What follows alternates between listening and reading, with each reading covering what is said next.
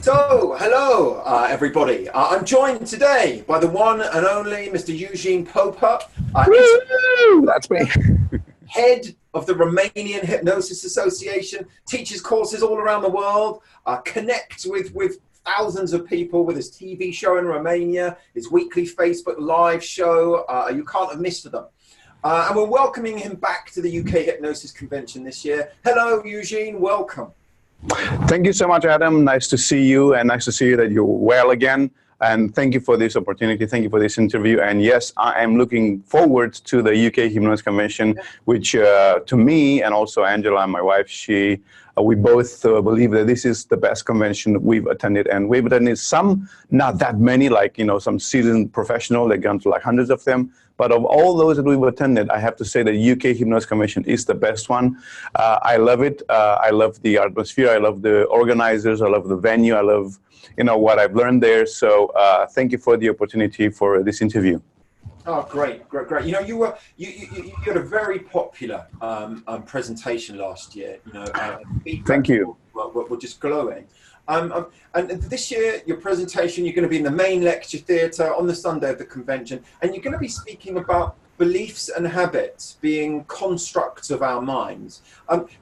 Tell us a little bit about what we can expect from your presentation, first of all.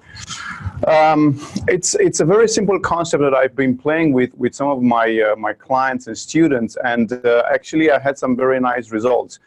Because since our minds don't dwell so well on the philosophical aspect, even though we like to think of ourselves as being very brainy or very smart and philosophical, when it comes to actual transformation, we are like kids. Kids don't get the love or the courage or the ideas. But if we give them objects, then they are very easy. It's very easy for them suddenly to play with those objects around and I don't know, personify or load those objects with values.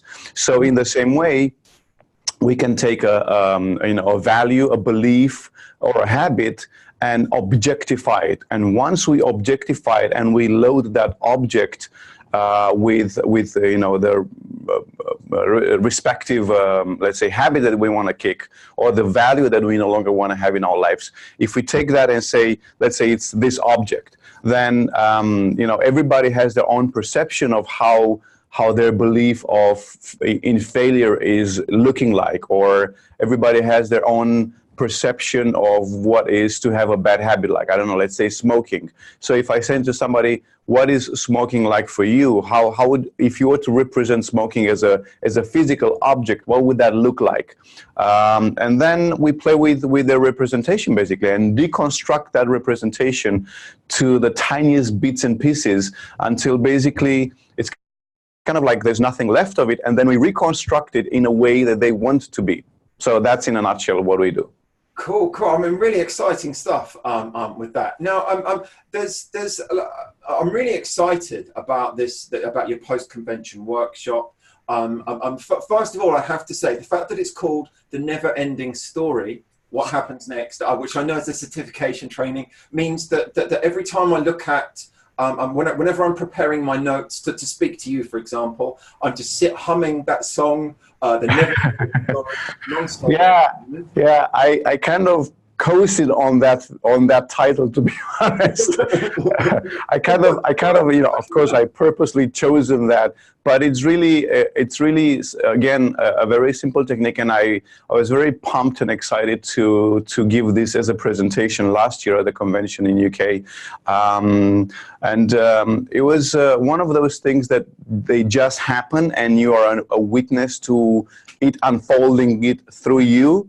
That's kind of how it happened, because basically, like I said also in the presentation, I did not like really sit down and think about it. It just kind of blurred out of my mouth, and I was like paying attention while I was talking, basically. Yeah.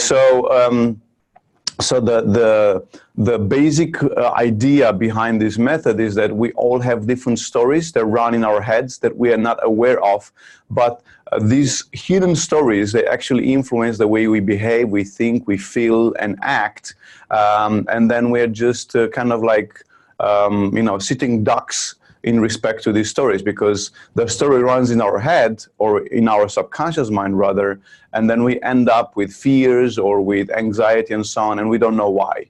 So this method actually helps bring that story out of your mind, and like for the first time ever, you actually are aware and conscious of what the story was going on in the back of your head. And it's like, you know, many times when I applied this method, people are like, I didn't know this. It's like they're talking, and while they're talking, they're like, where did this come from? So that's very, very interesting to see. And then again, you know, like, there is no change without awareness. Well, that's kind of the same hint here. It's like once you bring the story from the subconscious mind into the conscious mind, and people are suddenly aware of what is causing their problem, like, oh, now I can be free of this. Yeah. And so it's primarily a conversational technique. Absolutely, both are. And it can be it's a very conversational. You don't need to do an induction. You don't need to do anything prior. You just need to adamantly and persistently and sometimes annoyingly ask just one question: what happens next? Right. Yeah. And it can be used with hypnosis and without hypnosis. For sure, absolutely. Yeah. You can use it in conjunction with any other method, any other technique that you have in your toolbox. It does not have any counterindication, and for sure, I'm totally convinced that it can boost up the results that you get with all the other methods or techniques that you're already using and have success with. Wonderful. And so people that are attending, this is going to be a full-blown certification course. People are going to get a manual, and they're going to see some demonstrations of you actually applying this as well. Is that right? Yes, for sure. It's going to be, I'm working on the manual as we speak. It's not going to be a very thick manual, but I do have some information because it's all about the how to use your words. So it's a lot of knowledge in that. And yes, of course, I'm planning on doing lots of demonstrations, and even more than demonstrations, I'm planning on doing a lot of practice, as in the students will practice with each other, because I always believe that the best way to learn is not by sitting and listening or watching somebody doing it, but actually doing it yourself.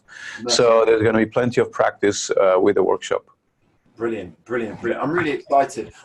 You know, we're really pleased, and we're really looking forward to welcoming you back. Thank you. For anybody that's watching this, you want to come and join in with and come and see Eugen's presentation. Yes. Get yourself on his workshop. You know, it's a rare opportunity to come and see Eugen. I'm here in the UK. Full details and to purchase tickets all can be found at ukhypnosisconvention.co.uk. Come and see Eugen. Come and see this man. I think you're going to love him.